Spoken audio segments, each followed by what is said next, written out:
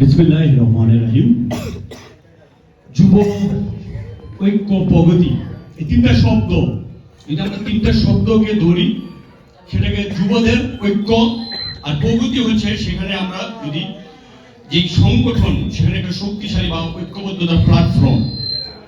এই যুব ঐক্য প্রগতি, এই তিনটাকে যদি আমরা বিশ্লেষণ করি, জিয়াউর রহমান যে কারণে যুব দলটাকে তৈরি করেছিল, সেই যুব দলের বিশ্লেষণ চলে আসবে। যুবরাই চালাবে দেশ, যুবদের হাতেই সবকিছু। হ্যাঁ, আমরা অনেক সময় বলি ছাত্র দল একটা ভাতৃপ্রম সংগঠন, যারা আমাদের সব সময় সহযোগিতা করে, যে কোনো আন্দোলনে ছাত্ররা সবসময় ভূমিকা পালন করে। কিন্তু তার সাথে যুব দলের মূল একটা ভূমিকা থাকে, তারা আর্থিক থেকে শুরু করে একেবারে আন্দোলন পর্যন্ত তাদের সব থেকে মূলদল থেকে ভালো একটা ভূমিকা থাকে। আজকে এই যুব দলের যে সদস্য সংরক্ষণ, এখানে আমাদের বিআই যেখানে সেলিম মোল্লা আছেন, আমাদের সাবেক সভাপতি, আমাদের যে সুবর্ণা ইউনিয়নের সাবেক সভাপতি সালাম ভাই, মাহফুজ ভাই সেক্রেটারি। আপনারা জানেন যে কেরানীগঞ্জের সবচেয়ে বড় ভোট ব্যাংক, কেরানীগঞ্জ উপজেলার সবচেয়ে বড় ভোট ব্যাংক হচ্ছে সুবর্ণা ইউনিয়ন। আর সুবর্ণা ইউনিয়নের ভিতরে সবচেয়ে বড় ভোট ব্যাংক হচ্ছে 1, 2, 3। অথচ 1, 2, 3 কে যুবদলকে ধ্বংস করে দেওয়া হয়েছে। অন্যান্য যুবদলের 1.5 বছর হয়ে গেছে কমিটি, আমরা এখনো কমিটি পাই না। কারণ কি? আমরা কি নেতৃত্ব দিব না? একজন সরে যাবে, আরেকজন আসবে, আমি কালকে সরে যাব, নতুন আপনারা আসবেন, এটাই নিয়ম। সংগঠন 2 বছর পর পর সেখানে কমিটি চেঞ্জ করার নিয়ম। আমি ভাববো, আমার বিআই যেখানে দায়িত্ব পেয়েছেন, আমি তাকেই বলবো যে আপনারা তুলে ধরুন যে সুবর্ণায় 1, 2, 3 এর কমিটির অনেক মূল্য। এখানে অনেক নেতা, বেশিরভাগ নেতা হলে যা হয় যে আমি সব চাই, সে কারণে কোনো কিছু হয় না। সব ইউনিয়নে কমিটির ম্যাচ শেষ, তারা থানায় নেতৃত্ব দেবে, আমরা ইউনিয়ন পাচ্ছি না। এতে কি? এতে আমাদের দুর্বলতা। কারণ যেখানে সবচেয়ে বড় ভোট ব্যাংক, সেখানে আমার সবচেয়ে বেশি কর্মী লাগবে। আমি যদি 2 বছর পর পর নেতা বানাইতাম, আজকে আমাদের এই যে বলা হয় যে 14 পরবর্তী, আমি বলবো যে আগের যে 17 বছর অনেকে বলে, আমি 17 বছর বলবো না, আমি বলবো 8 পরও আমাদের বিএনপির অনেক নেতা কর্মী ছিল, লেগেছিল। যখন দেখছে 14তে বিএনপি নির্বাচনে যায় না, দেশনেত্রী বেগম খালেদা নির্বাচনে গেল না, আমাদের অনেক নেতারা তারা গা বাঁচিয়ে ব্যবসা যারা করতে আওয়ামী লীগের সাথে মিশে গেল, তারা দলের সাথে আসেনি।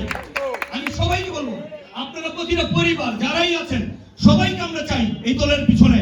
কিন্তু দলের প্রতিটা প্ল্যাটফর্মে আপনাদেরও দরকার আছে। 100 জন যদি বলে আমরা 100 জন কাজ করছি দিদির সাথে, আমরাই সব 100 জন দিয়ে একটা দল চলে না। ভোটের রাজনীতি হিসাব করতে গেলে আপনার সবাইকে লাগবে, আপনি কাউকে বাদ দিতে পারবেন না। কিন্তু এই যে আমাদের সুবর্ণা ইউনিয়ন, এটাকে কেন দুর্বল করে রাখা হচ্ছে, এটা কারণ কি?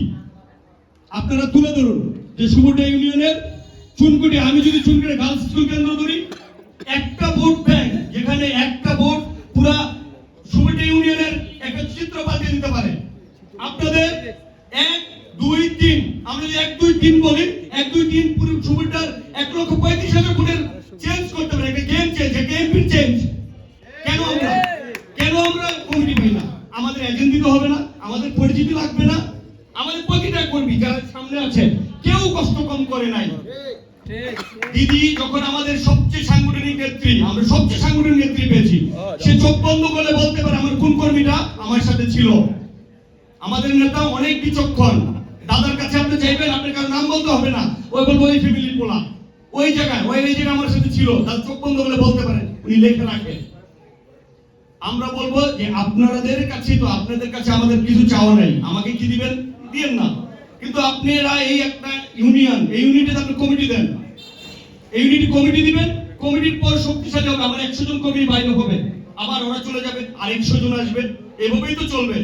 যদি আমি একটা কর্মীকে আটকে রাখি 10 বছর, এখানে আমার 500 কর্মী লস।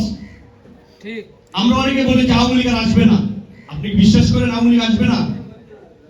আওয়ামী লীগ যদি কখনো না আসে, আওয়ামী লীগ আসবে? আমি বলি, আমরা যদি আওয়ামী লীগের মতো চরিত্র করি, আওয়ামী লীগের মতো মানুষের কাছে লুটপাট করি, আওয়ামী লীগ আসবে।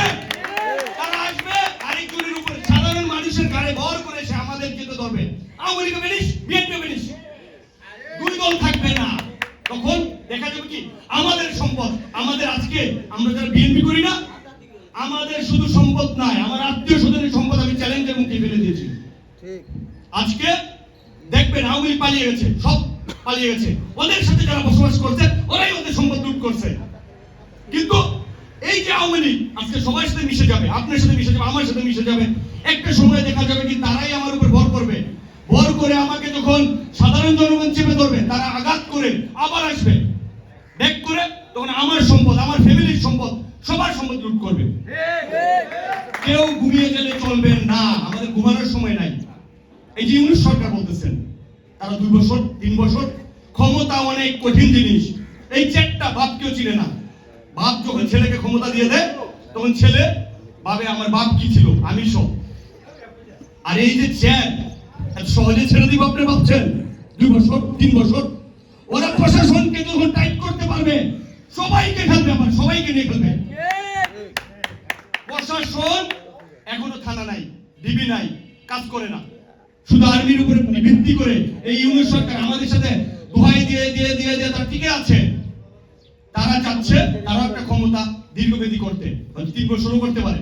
ওরা বলছে যে আমরা মাঝে মাঝে একটু সময় নির্বাচন দিব, এই নির্বাচনের জন্য আপনার আন্দোলন করতে হতে পারে। সবাইকে সচেতন থাকতে হবে। আমি বলি যুবদলের প্রতিটা ওয়ার্ড না, শুধু পাড়ায় মহল্লায় আমাদের ঘুমালে চলবে না। আমরা ছোটবেলায় সাপকে বাড়ি দিতাম, আঘাত করতাম, আঘাত করার পরে ভাবতাম কি যদি সাপটা চলে গেছে, আরে রাত্রে এসে আমার কামড়াইবে। সাপ যদি আমার সরাসরি এসে কামড়ায় না, কিন্তু স্বপ্নে কামড়ায়। আমি বলবো এই আওয়ামী লীগ আমাদের স্বপ্নে কামড়াবে। আওয়ামী লীগের লোকজন আপনার সাথে মিশবে, আরেকজনের সাথে মিশবে, এসে আমাদের আঘাত করবে। আমাদের যদি শারীরিকভাবে আঘাত না করে আর্থিকভাবে আঘাত করবে। এই যে ইন্ডিয়াকে এখনো ঘুমিয়ে আছে। ইন্ডিয়া প্রতিনিয়ত তাদের সেই আওয়ামী লীগদের দোসরদেরকে আবার জাগ্রত করছে। কখনো ইসকন, কখনো রিক্সাওয়ালা, কখনো ছাত্রলীগকে বিভিন্ন নামে ব্যবহার করছে। ছাত্রলীগ আজ নিষিদ্ধ। গুলিস্তানের মতো জায়গাতে তারা মিছিল করে বিভিন্ন ইউনিট থেকে, তারা এখনো করছে না। তারাও তো স্বপ্ন দেখে যে হয়তো আমরা এক সময় চলে আসবো। এই চলে যাওয়ার স্বপ্নটা আমরা ভাবলে চলবে না যে আমরা 50 বছর পেয়ে গেছি। আমাদেরও বয়স কাল আছে, আমাদের একটা মেয়াদ আছে। আমাদের জনগণের পালস বুঝতে হবে, জনগণের ভালোবাসাটাকে বুঝতে হবে, জনগণের চাহিদা কি। আমি যদি জনগণের চাহিদা পূরণ করতে পারি, আমি 50 বছর না 100 বছর থাকতে পারবো তাদের ভোটে। ভোটের জন্য স্বাধীনতা হয়েছিল। একটা কথা মনে রাখতে হবে, হাসিনা এটা ভুলে গেছিল যে ভোটের জন্য স্বাধীনতা হয়েছিল। বঙ্গবন্ধু যে আন্দোলন বলেন বা জিয়াউর রহমান যে স্বাধীনতার ঘোষণা দিয়েছে, সেটা কি জন্য হয়েছিল? পাকিস্তানের বৈষম্য ছিল। আমাদের ভোট যখন পাস করলো তখন আমাদের বাঙালিদের অধিকার বুঝাই দিত না, চাকরিতে বৈষম্য ছিল, সবকিছুতে। আবার এই সিন্ডিকেট তৈরি করেছে আওয়ামী লীগ। আর এই আওয়ামী লীগের সিন্ডিকেট ভেঙে 17 বছরের তিলে তিলে মানুষের মাঝে যে ক্ষোভ তৈরি হয়েছে, তার ফলে এই 5 আগস্ট আওয়ামী লীগের পতন। আমি সবাইকে এটাই বলবো, আমরা ঘুরিয়ে যেন না যাই। আমরা সবাইকে সচেতন থাকতে হবে, আমাদের প্রতিটা ইউনিটকে সচেতন থাকতে হবে, আমাদের সাংগঠনিকভাবে শক্তিশালী করতে হবে। বাংলাদেশ জিন্দাবাদ, তারুণের অহংকার তারেক রহমান জিন্দাবাদ, দেশনেত্রী বেগম খালেদা জিয়া জিন্দাবাদ, শহীদ জিয়া অমর হোক। আজকের মতো আমি ধন্যবাদ।